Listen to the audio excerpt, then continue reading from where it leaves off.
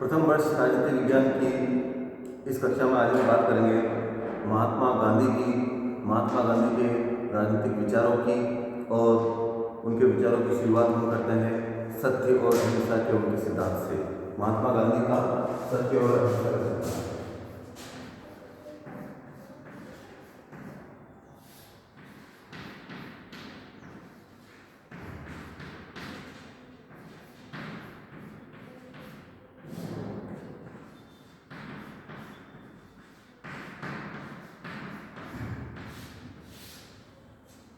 महात्मा गांधी बचपन से कई ग्रंथों में, कई पुस्तकों में उनकी जीवनी के बारे में हम लोग पढ़ चुके हैं।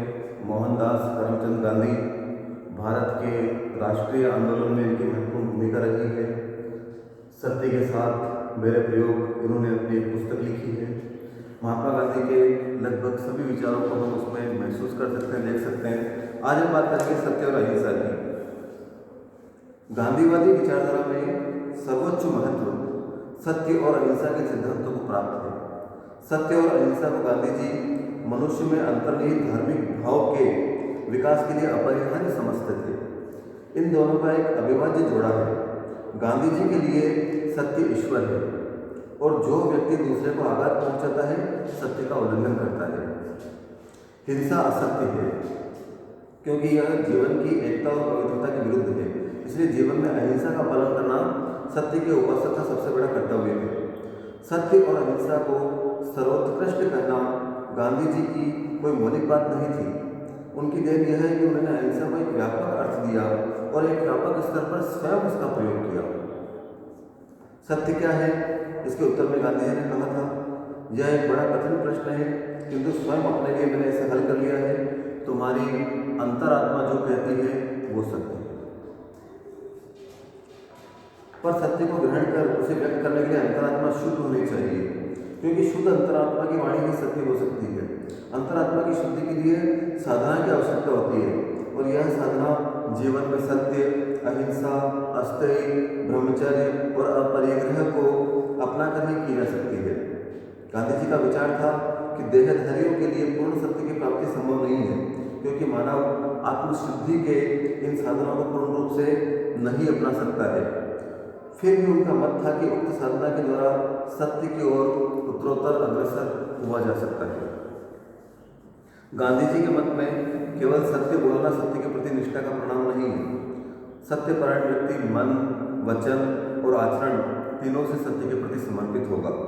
मन की पवित्रता, आचरण की शुद्धता और वाणी की निर्बलता व्यक्ति के आचरण की सत्यपरायणता के तीन स्पष्ट मानदंड हैं। गांधी जी ने स्पष्ट किया है कि सत्यपरायण में पूर्वाग्रह और दुराग्रह के लिए कोई स्थान नहीं होता। सत्य के प्रति निष्ठावान व्यक्ति अपने दृष्टिकोण को, अपूर्णता को स्वीकार करता है और जब कभी अनुभव करता है कि उसका पक्ष सत्य नहीं था तब उसमें विनम्रता के साथ अपनी गलती स्वीकार करने का साहस होता है। ये गांधी जी के सत्य के प्रति विचार थे। अब हम बात करते हैं गांधी जी के अहिंसा के प्रति विचार। गांधी जी ने अहिंसा को व्यापक रूप में बताया है। हम बात करते हैं, गांधी जी अहिंसा को मानव का प्राकृतिक गुण मानते हैं और उनका विचार था कि मनुष्य स्वभावतः अहिंसा प्रिय है तथा यह परिस्थितियों वश ही हिंसावान बनता है। मनुष्य की अहिंसक वृत्ति का ही परिणाम है कि आदिम काल का वह व्यक्ति जो परिस्थितियों वश नरभक्षी के रूप में जीवन व्यतीत करता था, आज सभ्य और सुसंस्कृत प्राणी बन गया। इस प्रकार समस्त इतिहास में हम देखते हैं कि मनुष्य की श्रेष्ठ प्रवृत्तियों का विकास हो रहा है। इसमें संदेह नहीं कि संसार में हिंसा को पूर्ण अनास्तित्व नहीं है। यह संसार में विद्यमान है और कभी कभी अपना रौद्र रूप भी प्रकट करती है, परंतु मानव समाज के विकास का इतिहास यह बताता है कि मनुष्य मूल रूप से अहिंसा प्रिय है और उसकी इस अहिंसक वृत्ति के कारण ही मानव जाति निरंतर बढ़ती जा रही है। इस प्रकार अहिंसा को मानवीय जीवन का सर्वोच्च नियम मानते हुए गांधी जी का मत है कि अहिंसा के आधार पर ही एक व्यवस्थित समाज की स्थापना और मानव जीवन की भावी उन्नति संभव है। अहिंसा मानव की महानतम शक्ति। अहिंसा के बारे में गांधी जी की मूल धारणाएं कुछ बिंदुओं में व्यक्त की जा सकती है। अहिंसा मानवीय जीवन की स्वाभाविक प्रवृत्ति है। मनुष्य स्वाभाविक रूप से अहिंसक प्राणी है, आमतौर पर हिंसा का प्रयोग नहीं करता। आवश्यकता अनुसार परिस्थितिवश ही उसे हिंसा का प्रयोग करने को विवश होना पड़ता है। अहिंसा हिंसा की तुलना में अधिक प्रभावशाली है। गांधी जी की दृढ़ मान्यता है कि अहिंसा हिंसा की तुलना में नैतिक और स्वाभाविक भी है और दोनों ही दृष्टियों से अधिक प्रभावशाली भी है। हिंसा से कोई समस्या हल नहीं होती, वह केवल प्रतिहिंसा को जन्म देती है। जब तक अगला व्यक्ति आपसे डरा हुआ है तब तक आपकी बात को मानेगा, जैसे ही उसे अधिक हिंसा करने का अवसर मिलेगा वो हावी होने की कोशिश करेगा। हिंसा केवल इसे जन्म देती है, लेकिन अहिंसा विरोधी के मन मस्तिष्क पर स्थायी विजय दिलाने में समर्थ है। अहिंसा की सफलता सुनिश्चित है। अहिंसक मार्ग को अपनाकर सफलता प्राप्त करने में समय लग सकता है, किंतु सफलता सुनिश्चित है। गांधी जी के अनुसार अहिंसा ऐसा अस्त्र है जिसे कोई भी भौतिक बल झुका नहीं सकता। अहिंसा की शक्ति को संख्या या मात्रा की सीमा में नहीं बांधा जा सकता। अहिंसा का आशय गांधी जी के अनुसार अहिंसा का अर्थ केवल हत्या करना ही नहीं है, वरन अहिंसा का उनका तात्पर्य अन्य किसी भी प्रकार से अपने विरोधी को कष्ट न पहुंचाना है। 9 मार्च 1930 के यंग इंडिया के अंक में स्वयं महात्मा गांधी ने लिखा था कि पूर्ण अहिंसा सभी प्राणियों के प्रति दुर्भावना के अभाव का नाम है। इस प्रकार अहिंसा अपने क्रियात्मक रूप में सभी जीवधारियों के प्रति सद्भावना का नाम है। यह विशुद्ध प्रेम है। इस प्रकार उनके द्वारा मनसा वाचा कर्मणा अहिंसा का प्रतिपादित किया गया, अर्थात मन वचन और कर्म से कोई व्यक्ति किसी को हानि नहीं पहुंचाए, वही सच्ची अहिंसा है। अहिंसा के महात्मा गांधी ने निम्न 3 अवस्थाएं बताई है।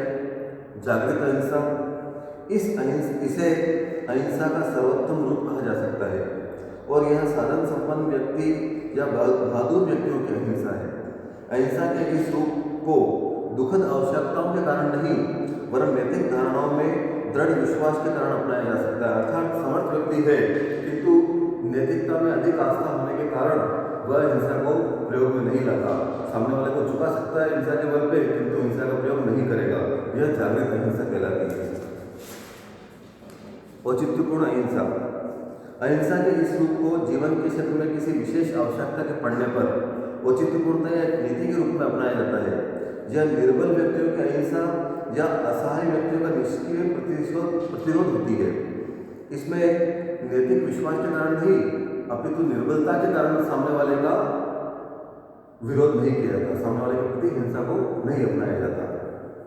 भीरों की अहिंसा, कई बार डरपोक और कायर व्यक्ति भी अहिंसा का दम भरते हैं, किंतु इनकी इस प्रवृत्ति को अहिंसा नहीं कहा जा सकता। एक डरपोक संकट का सामना करने की अपेक्षा उससे भाग जाता है, जो अमानवीय और अप्राकृतिक है। इसे गांधी जी के शब्दों में कायरता और अहिंसा पानी और आग की भांति एक साथ नहीं रह सकते। अहिंसा वीरों का धर्म है और अपनी कायरता को अहिंसा के रूप में छिपाना निंदनीय है।